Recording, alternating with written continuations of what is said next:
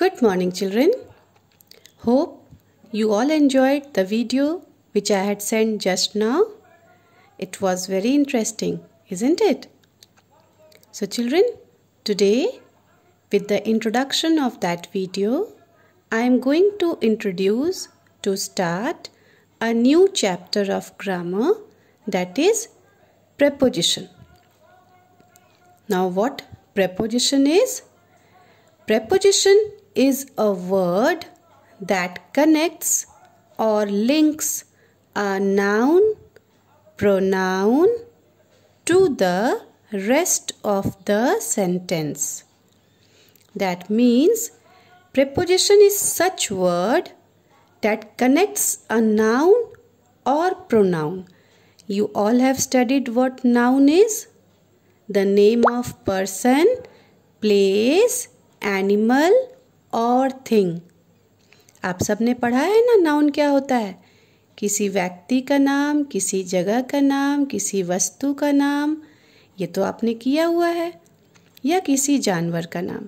The name of a person, place, animal और thing is called noun. Naming words. And pronoun also you have done. The word which is used in the place of a noun or the word which replaces the noun is called pronoun. So, preposition is that word which connects a noun or a pronoun to the rest of the sentence. In a sentence, You might have seen, आपने sentence में देखा होगा कि sentence में noun भी होता है, बहुत सारे सेंटेंस में प्रोनाउन भी होता है और उसके अलावा भी कुछ वर्ड्स उसमें रहते हैं. तो नाउन या प्रोनाउन को जो कनेक्ट करता है सेंटेंस के दूसरे वर्ड्स के साथ, उन्हें जो जोड़ता है सेंटेंस के दूसरे वर्ड्स के साथ, वैसे वर्ड्स preposition कहलाते हैं. All those words that connects or links a noun or a pronoun to other words that are there in the sentence, that is called a preposition. Now, in the video that I had sent you, the three words that were used in the video were in, on, under. These are the simple starting words of preposition that a child should know. Those words helped you to know the position of the ball. वो word से आपको ball का position या जो भी vegetables उसमें दिखाए गए थे, उसमें वेजिटेबल्स दिखाए गए थे ना, कैरेट कहाँ था, पम्पकिन कहाँ था. Those words helped you to know the position of the noun or the pronoun with the objects. In the same way, there are not only three words which are preposition, there are many more words. I will be giving you few more words. There are many more words, but in class 2, you are not supposed to know too many words. Limited words are given to you. So, I am helping you to know few more preposition words. मैं आप सबको और कुछ preposition words बता रही हूँ जो हम लोग अपने रोजाना के sentences में, in our day-to-day sentences, we are using those words. Like in, on, under, behind, beside, between, above, in front of. इन मतलब अंदर, ऑन ऊपर, अंडर नीचे, बिहाइंड पीछे, बिसाइड बगल में या हम लोग कहते हैं ना साइड में, बिटवीन बीच, बीच में, कोई दो चीज़ के बीच में, अबब किसी चीज़ के ऊपर, कोई एक मार्क है या कोई एक लाइन है या कुछ एक रखा हुआ है, उसके ऊपर रखा होना। इन फ्रंट ऑफ, सामने, बिल्कुल सामने, that is called in front of. Now the words that I have given you, this words can be explained with the help of these pictures.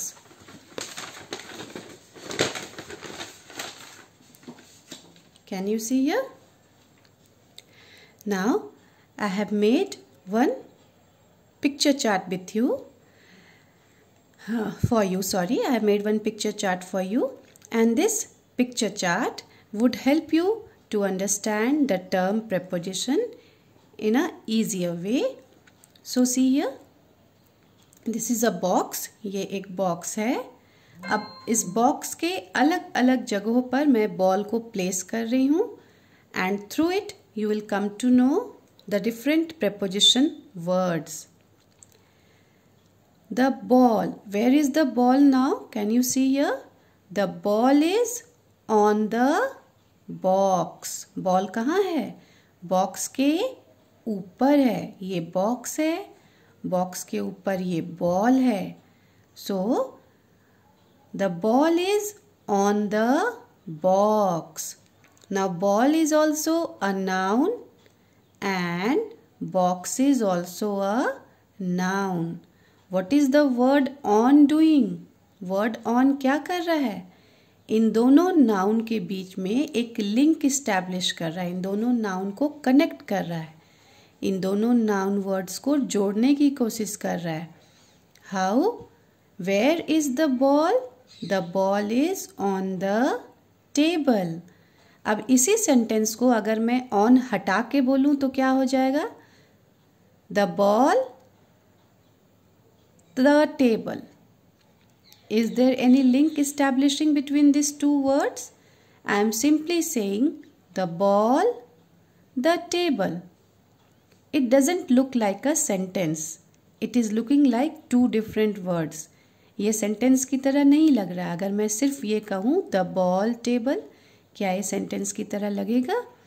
पर अगर मैं इसी को प्रेपोजिशन यूज़ करके कहती हूँ the ball is on the table. Ball कहाँ है? टेबल के ऊपर है। बॉल कहाँ है? बॉक्स के ऊपर है। The ball is on the box. Now come to the second one. Where is the box now? Sorry, the ball now? The ball is now under the box. Ball कहाँ है अब? Box के नीचे है। So what are we going to say now? For anything which is below we are using the word under. जो चीज़ उसके नीचे है we use the word under. The ball is under the box. Ball कहाँ है? Box के नीचे है। So again if we remove the word under from this sentence, the sentence would remain incomplete. If I say the ball is the box, it is not holding any meaning. अगर मैं ये कहूँ the ball is the box, तो sentence अधूरा लगता है, incomplete लगता है। पर अगर मैं वहाँ प्रीपोजिशन डाल दूँ तो ये दोनों वर्ड, दोनों noun words, the ball and the box, it establishes a link. वो एक लिंक की तरह काम करता है, वो एक कनेक्टर की तरह काम करता है, उन्हें जोड़ने का काम करता है। So the ball is under the box. Here the ball is inside that box. We have put it inside, उसके अंदर डाल दिए। So the ball is in the box. Beside, उसके बगल में, उसके साइड में। Where is the ball? The ball is beside the box. Here where is the ball? The ball is behind the box. Ball कहाँ है?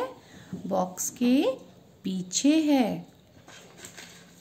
Here, where is the ball?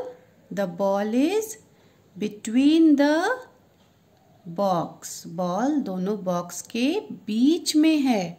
कहाँ है? दोनों बॉक्स के बीच में है। Here, where is the ball? The ball is in front of the box. Ball कहाँ है? बॉक्स के सामने है. कोई भी जब आपके एकदम सामने आके खड़े हो जाए तो उसे हम बोलते हैं ना इन फ्रंट ऑफ. क्लास में कई बार आपके आगे वाले सीट में जो बच्चे रहते हैं वो आपके सामने खड़े हो जाते हैं, आपको बोर्ड नहीं दिखाई देता है ना. We can say Sohan is standing in front of Mohan. Sohan Mohan के एकदम सामने खड़ा है. अब ये उसके ऊपर है. यहाँ पे देखें आप, ये बॉक्स से एकदम सटा हुआ नहीं है. It is a bit higher.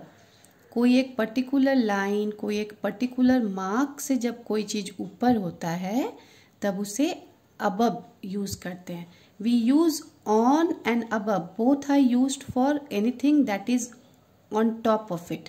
किसी चीज़ के ऊपर जब रहता है कोई चीज़ तो हम ये दो वर्ड यूज़ करते हैं, ऑन या above.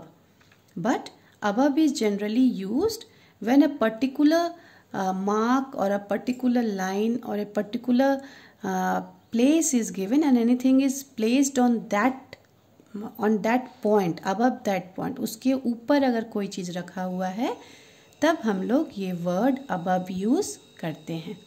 Okay, I can help you to understand this even better by showing you many more pictures like this. See here, you can see this is a small puppy. ये एक छोटा सा puppy है और ये puppy basket के अंदर है. So what is the term that we are going to use here? What is the preposition word that we will use here for this puppy? The puppy is in the basket. Puppy कहाँ है? Basket के अंदर है, in the basket. So the word in is connecting two nouns here. One noun is puppy and the other noun is basket. Word इन दोनों nouns को connect कर रहा है, इन दोनों noun को जोड़ने की कोशिश कर रहा है. एक meaningful sentence बनता है इससे. So the puppy is in the basket. puppy कहाँ है? basket के अंदर है. Now if we remove in, अगर हम यहाँ से इन हटा दें, so what will be the sentence now? The puppy is the basket. Is this sentence holding any meaning? क्या इस सेंटेंस का कोई मतलब निकलता है? No. But if this same sentence is said by using preposition, it holds a meaning. The puppy is in the basket. Where is the puppy? The puppy is in the basket. Now come to the second one. The puppy is sitting on the table. Puppy कहाँ बैठा है? Table के ऊपर. On. Okay, किसी चीज के ऊपर जब रहे then on. Where is the puppy now? The puppy is sitting near the basket. बाकी अब बास्केट से बहुत दूर नहीं है, बास्केट के पास में ही बैठा है. Near the basket. Where is the puppy? The puppy is behind the basket. Basket के पीछे है. पप्पी कहाँ है? बास्केट के पीछे है. Here see, there are two baskets and puppy is sitting in between them. इनके बीच में बैठ गया है, दोनों बास्केट के बीच में. The puppy is sitting between the two baskets. Where is the puppy? The puppy is sitting between the two baskets. Now next one, this you don't have to do. I am not going to teach you this. You will learn many more prepositions in the coming classes when you will go to standard 3, 4, 5. Right now you will be learning the simpler one, जो अभी आपके class के लिए suitable है.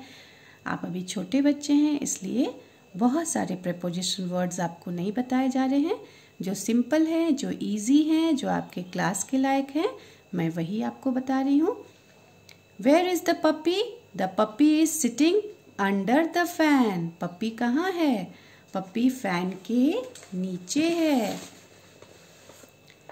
See again here.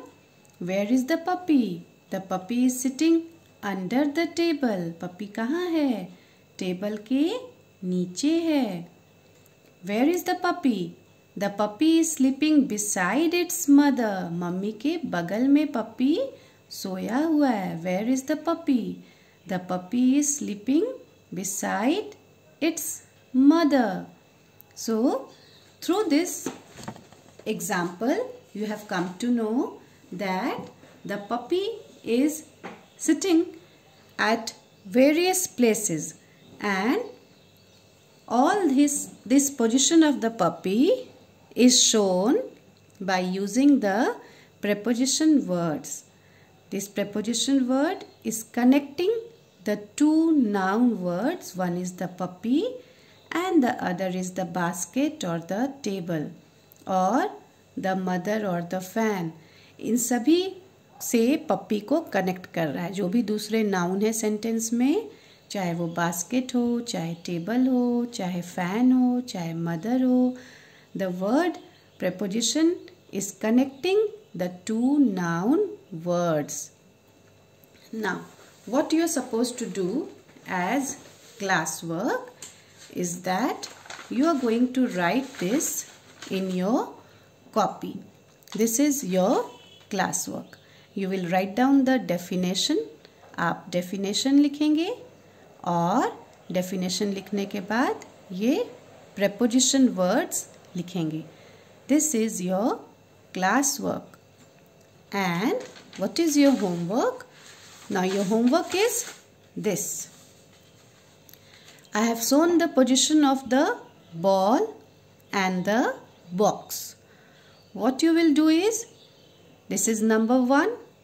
You will, in the same way, this is a kind of activity for you.